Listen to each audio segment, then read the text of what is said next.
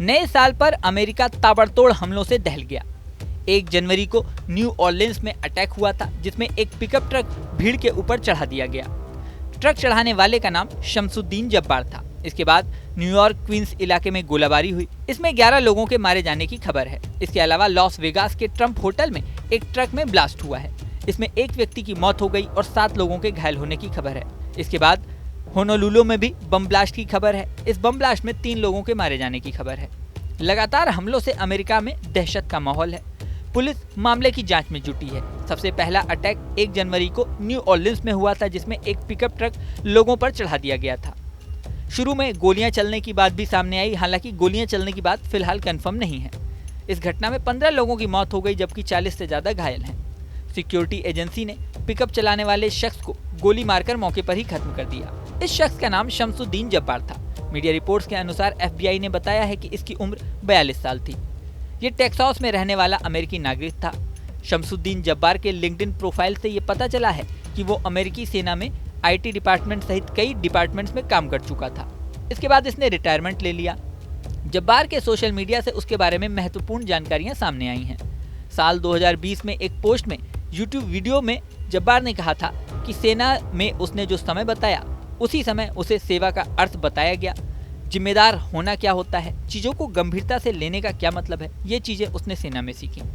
वहीं 1 जनवरी को हमले से पहले उसने एक वीडियो पोस्ट किया था, जिसमें पता चलता है कि वो ISIS से प्रेरित था। वीडियो में उसने हत्या करने की इच्छा भी जताई थी। उसने एक पिकअप किराए पे ली, उसके बाद जानबूझकर उसे भीड़ पर चढ़ा दिया और लोगों को रौंदते हुए पिकअप ट्रक को ले जाने लगा।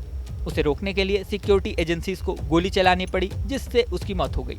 जब्बार के बारे में ये भी जानकारी सामने आई है कि 2015 से 2017 तक उसने जॉर्जिया स्टेट यूनिवर्सिटी में कंप्यूटर की पढ़ाई की और IT में ग्रेजुएशन किया। जब्बार ने 2 बार निकाह किया था। उसका पहला निकाह कब हुआ, ये अभी तक जानकारी सामने नहीं आई है, लेकिन 2012 में उसका अपनी पत्नी से तलाक हो गया। इसके बाद 2017 में उसने दूसरा निकाह किया, लेकिन 2022 में वो फिर अपनी दूसरी पत्नी से भी अलग हो गया। उसके ऊपर ट्रैफिक रूल्स तोड़ने और चोरी के मुकदमे भी दर्ज हैं। जिस पिकअप को उसने लोगों पर चढ़ाया वो इलेक्ट्रिक पिकअप थी और दावा किया जा रहा है कि टूरो नाम के ऐप से उसने टेक्सास में ये किराए पे ली थी। जब्बार की मौत के बाद पिकअप से एक ISIS का झंडा और एक लंबी बंदूक भी मिली है। ये भी बात सामने आई है कि जब्बार ह्यूस्टन की मस्जिद बिलाल में जाया करता था। इस मस्जिद ने फिलहाल अपने सदस्यों को निर्देश दे दिया है कि वो FBI या मीडिया से बात न करें। इसकी बजाय CAIR यानी council of America Islamic relation और Islamic society of Greater Houston यानी ISGH के संपर्क में रहने को कहा गया है।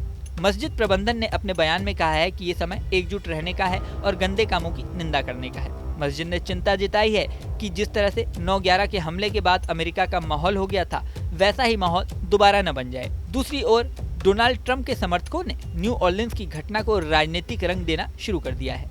FBI की बात करें तो वो पूरे मामले की जांच में जुटी है। FBI को शक है कि जब्बार इस हमले में अकेला जिम्मेदार नहीं था। उसने 4 और सहयोगियों की मदद भी ली थी, ऐसी आशंका जताई जा रही है। न्यू ऑर्लिन्स के हमले के बाद ये भी सवाल खड़ा हो गया है कि क्या ISIS ने अमेरिका में नई रणनीति के तहत ये भी जांच की जा रही है कि न्यू ऑर्लिन्स के बाद न्यूयॉर्क क्वींस में जो गोलाबारी हुई और लॉस वेगास और होनोलुलु में जो ब्लास्ट हुए, क्या उनका आपस में कोई कनेक्शन है। फिलहाल अमेरिका में दहशत का माहौल है। इस वीडियो में फिलहाल इतना ही। बने रहें न्यूज नेशन के डिजिटल प्लेटफॉर्म पर। न्यूज नेशन अब व्हाट्सएप पर खबरों के ताजा अपडेट के लिए न्यूज नेशन के इस QR कोड को स्कैन करें।